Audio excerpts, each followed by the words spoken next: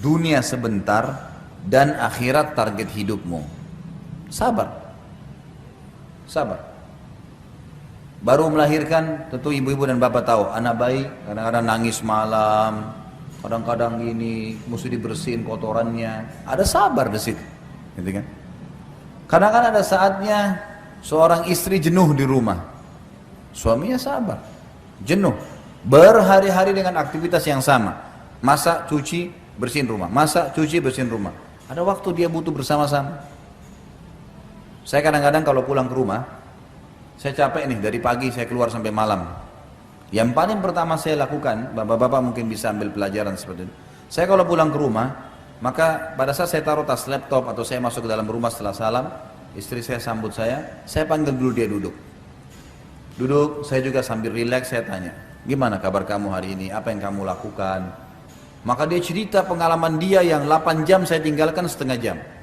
Begini, macam-macam, anak-anak inilah itulah. Ada yang perlu saya tanggapin, saya tanggapin. Yang tidak, oh iya, baiklah, sabar, gini. Udah setengah jam.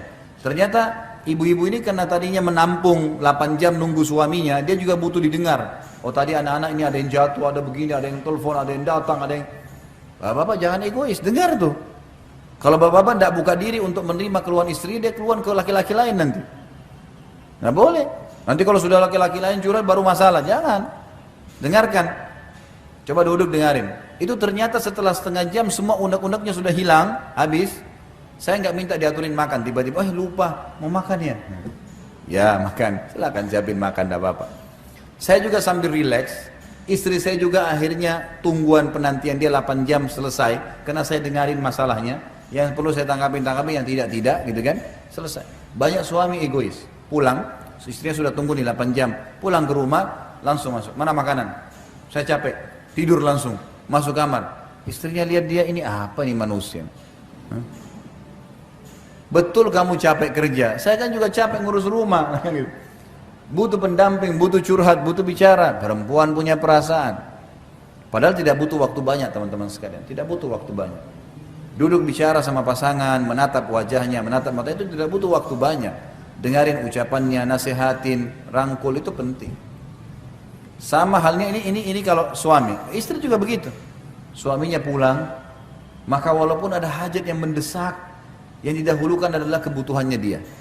Begitu datang, mau minum, mau makan sesuatu, saya siapin dulu. Kalau dia bilang nggak usah, temani saya duduk. Ya sudah, temani duduk. Selesai, mungkin suaminya ini mau cerita. Tadi di jalan hujan, tadi begini, tadi macet, dengarin aja. Oh iya dia cerita begini, oh iya gitu, oh iya. Berarti kalau besok harusnya bawa jas hujan. Oh kalau mungkin besok begini, oh nantinya begini. Nanti besok saya siapin sarapan hangat ya. Dan. Sudah selesai setengah jam. Kemudian sudah lihat nih suami ada lega, dia sudah sampaikan masalahnya. Karena subhanallah menceritakan sesuatu itu penting ya. Kita kalau kekang sendiri masalah kita, itu malah jadi masalah. Tapi kalau kita bicara dan Allah jadikan suami istri itu sebagai pendamping untuk itu. Menjadi tempat penampungan, kita nampung. Setelah selesai ibu mau sampaikan hajatnya apapun tidak ada masalah. Ini penting untuk diketahui. Ibu-ibu ada rahasia untuk, saya sudah pernah sampaikan kalau tidak salah, bagaimana suaminya bisa memenuhi hajatnya. Penuhi pandangan matanya, penuhi perutnya, penuhi kemaluannya. Itu di laki-laki, gitu kan? Kalau di perempuan 2 hal saja, pandangan mata dan perut. Maksudnya di sini apa yang dia senang dilihat, yang dia lagi pengen dipenuhi. Makanan di rumah siap. Selebihnya itu adalah tambahan. Kalau laki-laki ada tambahan kebutuhan biologisnya. Karena biasanya laki-laki kalau tidak terlampiaskan biologis maka akan jadi masalah. Biasanya emosi itu akan meluap-luap. Jadi kalau ibu-ibu suka lihat suaminya emosional, ini berarti ada masalah di biologis ini. Selain daripada itu biasanya memang ada was-was syaitan, tapi biasanya berpengaruh gitu kan. Di buku Mahkota Pengantin yang pernah saya bawain itu ada penjelasan masalah bagaimana pengaruh sperma yang komposisinya dari api dan udara itu membawa kepada emosi kalau tidak terlampiaskan. Baik. Yang ke-11, udah azan belum? Jam berapa azannya?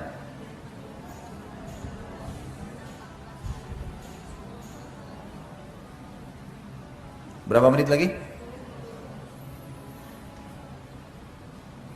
10 menit lagi ya. Baik. Yang keberapa sekarang?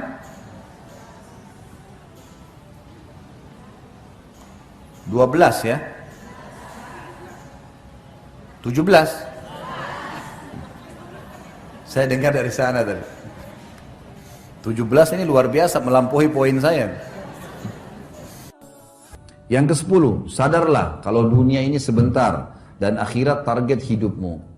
Jadi kita kalau ada apa-apa kekurangan teman-teman sekalian, sadarlah dunia sebentar. Akhirat kita akan jadikan target. Kalau di akhirat sudah lain. Kata Nabi SAW dalam sebuah hadis yang sahih, kalau orang mukmin sudah masuk ke dalam surga, tidak ada lagi capek, tidak ada lagi beringus, nggak ada lagi meludah, nggak ada lagi buang air besar, nggak ada lagi buang air kecil. Semua makanan dan minuman yang tidak dibutuhkan oleh tubuhnya, ada yang jadi energi, ada yang tidak dibutuhkan. Kalau di dunia keluar dalam bentuk kotoran, maka akan keluar dalam bentuk keringat yang lebih wangi dari bau kasturi. Semua laki-laki akan seperti poster ayahnya Adam, 60 siku ke langit. Ini 27,5 meter. Jadi bapak-bapak yang pendek gak usah khawatir nih. Ya. Semua perempuan akan kembali kepada poster ibunya Hawa, 40 siku ke langit, 17,5 meter. Semua laki-laki akan berparas wajah, tampan seperti Yusuf, dan berhati seperti Ayub.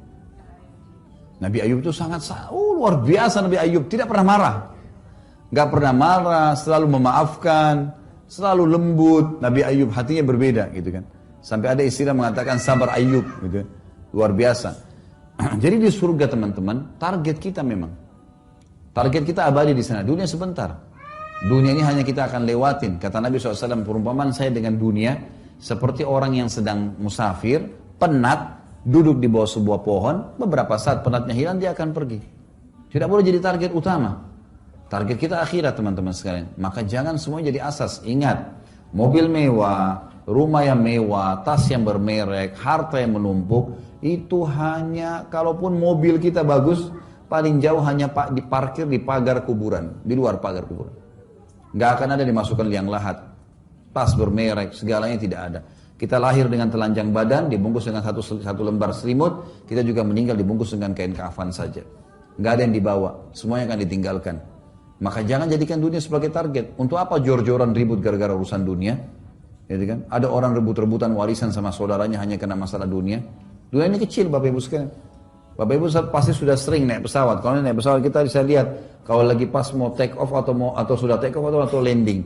Di atas tuh waktu belum jauh sekali kelihatan kita akan lihat tuh mobil. Subhanallah, mobil-mobil semewah apapun sudah tidak kelihatan, cuma seperti gentong-gentong mainan kecil yang jalan. Gak ada nilainya. Orang berebut berlian kalau orang punya berlian seperti bola basket kayaknya luar biasa. Tapi kalau kita lihat dari atas pesawat udah nggak kelihatan. Tanah, anggap di tengah-tengah Denpasar sini 1000 kali 1000 meter, miliaran, mungkin sudah triliunan harganya. Baik, kalau kita naik pesawat masih kelihatan tanah itu. Sudah nggak kelihatan semua, dunia akan kita tinggalkan. Maka ingat, target kita akhirat. Selalu akhirat. Apapun yang datang dalam bentuk cobaan, kita bisa lalui kalau kita tahu target kita adalah akhirat. Ini termasuk kiatnya. Jadi sadarlah kalau dunia sebentar. Apa yang kita makan hari ini yang ada kita makan, apa yang tidak ada ya sudah. Tidak sempat kita beli ya sudah, tunda hari besok, kapan ada kemampuan. Jadi dimudahkan karena akhirat target. Karena beriman tentang akhirat ini sangat besar manfaatnya. Luar biasa. Orang kalau mendahulukan akhirat dan selalu tahu kalau akan ada alam akhirat sana, dia buka matanya sehingga melihat realita memang dunia akan kita tinggalkan. Karena sehebat apapun seseorang, sekuat apapun fisiknya, sesehat apapun dia, setinggi apapun jabatannya, tetap mati gitu. Itu faktanya, itu nggak bisa kita bohong, nggak bisa didustakan itu, gitu kan? Dan semua yang kita kerjakan, sebagaimana ada hidup dan mati, akan ada hisab di sana, ada surga dan neraka gitu. Maka seseorang beriman tentang adanya akhirat sangat luar biasa, membuat ketentraman jiwa. Karena dunia jadi kecil buat dia. Seberat apapun cobaan dia bisa laluin, gitu kan? Apapun sifatnya, oh dunia sebentar, udahlah saya akan laluin. Gitu. Udah kita akan laluin. Kita akan sangat semangat untuk mengejar akhirat itu, dan kita akan menganggap dunia ini kecil. Apapun yang luput dari kita tidak masalah. Tidak ada sesuatu yang masalah. Sampai para ulama salaf anggota tubuhnya pun dipotong, bagi dia kecil. Karena ini tidak akan abadi kok. Dunia dia mati nanti dikasih jasad yang baru di akhirat. Jadi orang beriman sangat luar biasa. Kenapa para sahabat bersemangat untuk pergi jihad? Padahal bisa dicincang badannya, bisa ditusuk, bisa segala macam. Karena dia tahu Dia sangat yakin kalau ditusuk nanti saya akan menuju kepada kehidupan abadi itu. Dan semua yang dijanjikan ini pasti ada. Innallaha la yukhliful mi'ad. Allah nggak bakal mungkin pungkiri janjinya, gitu kan? Waman asdaqu minallahi qila. Siapa yang lebih jujur daripada Allah dalam penyampaian? Nggak mungkin salah, nggak mungkin salah. Dan sudah pernah saya bilang, ketaatan-ketaatan yang kita lakukan Bapak Ibu sekalian hanya kita lakukan dengan menikmatinya dan sabar sebentar. Mati masuk surga. Maksiat tidak usah dikerjakan. Nggak ada manfaatnya buat kita sama sekali. Dibenci sama Allah, dibenci oleh manusia, efek jerahnya besar. Lalu untuk apa? Toh juga setiap kemaksiatan yang dilarang itu jumlahnya lebih sedikit daripada yang diperintahkan atau gantinya. Kalau Allah haramkan misal daging hewan tidak boleh dimakan, semuanya jenis hewan. Allah ciptakan miliaran hewan. Lalu Allah berikan kita hawa nafsu mau makan daging. Susah, memang berat. Tapi enggak, Allah haramkan babi, Allah ganti dengan sapi, ayam, kuda, kelinci, ikan, banyak gantinya. Lalu untuk apa kepada yang haram yang sedikit itu untuk apa? Khamr dilarang. Baik, ada gantinya susu, sirup, madu, banyak gantinya. Terus kenapa harus nyorot yang sedikit itu? Gitu. Sementara orang kalau lakukan kemaksiatan Allah benci dan akan ada hukumannya. Serta di mata manusia juga tidak disuka. Orang yang suka dusta, orang yang suka ganggu orang lain, sibuk mencari fitnah, aib-aibnya orang lain, memfitnah dan seterusnya. Tidak ada orang yang suka.